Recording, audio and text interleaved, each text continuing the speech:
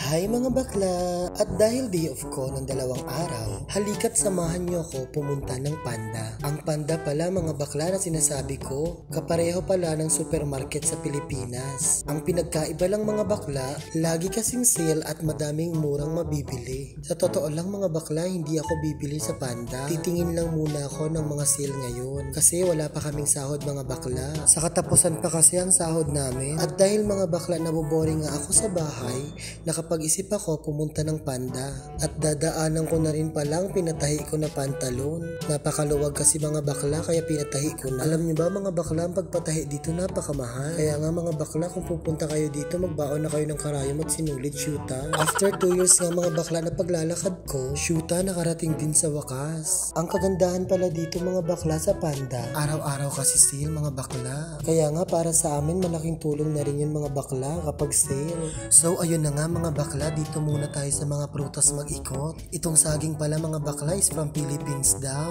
Kaya kaming mga Pilipino nauuto kaya binibili din namin agad. Shoota. Ang gagawin ko lang pala ngayon mga bakla ay mag-iikot lang talaga dahil wala akong pera ngayon. Wala pa talaga kasi ako mga bakla sahod ngayon. Kaya ang gagawin ko lang muna ngayon mag-iikot at magtitingin-tingin lang muna ng sale. Dito pala mga bakla ay mura ang mga prutas at gulay. Kaya minsan pag wala akong stock dito na rin ako nabili. Mura din pala dito mga bakla ang talong at malalaki pa. Alam nyo naman mga bakla, mahilig ako sa talong na malalaki. Kaya nga mga bakla, pag sahod ko, bibilihin ko talaga yun. At yun na nga mga bakla, dito muna tayo sa gatas at biskuit. Yung mga gatas pala dito mga bakla, kapag sale, mura lang.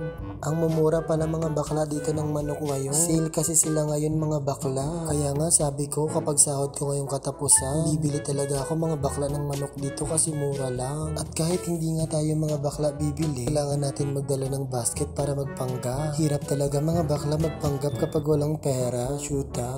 Napakamura din pala ang balon-balunan at puso ng manok. Meron tag 4 real at tag 5 real mga bakla. Murang-mura na yan dito mga bakla kasi 1 kilo na yan. Kaya nga mga bakla, ngayong sahod kailangan talagang i-budget para magkasya ng 1 buwan. Hirap kasi mga bakla kapag nauubusan. At yun na nga mga bakla, tumungo na tayo sa kabilang ibayo. Cherries! Tumingin din pala ako ng shampoo. Kasi yung binili ko na 2 shampoo, 3 buwan ko na ginagamit. Ang kagandahan din pala dito, may buy one take one. Kaya nga mga bakla, kapag may buy one take one, binibili ko kaagad. Ito mga bakla ng Head & Shoulder, buy one take one ngayon. Napakamura na yan. Dati kasi mga bakla, 2 Head & Shoulder ang binili ko, 23 real. Ngayon mga bakla, 19 real na lang.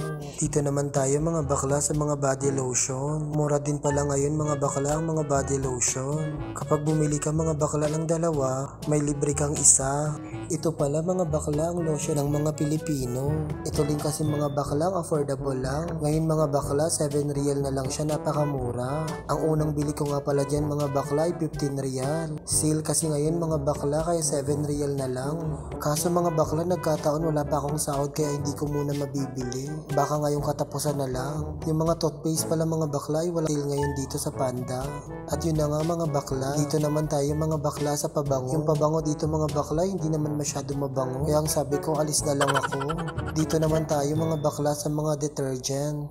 Yung mga detergent pala dito ay madaming sale ngayon. Kaya tingin-tingin tayo. Yung Tide pala mga bakla 76, 7 kilo na yan. Kung sa Pilipinas i-convert mo mga bakla nasa 900 to 1,000 na yan. Itong Bonox pala mga bakla 7 kilo 49 na yan. I-convert mo naman sa Pilipinas is nasa 750 na yan mga bakla. Kaya nga mga bakla, napakamahal ng mga sabon dito ngayon. Kung pwede nga mga bakla, hindi laban ang damit, hindi ko na lang talaga lalabhan.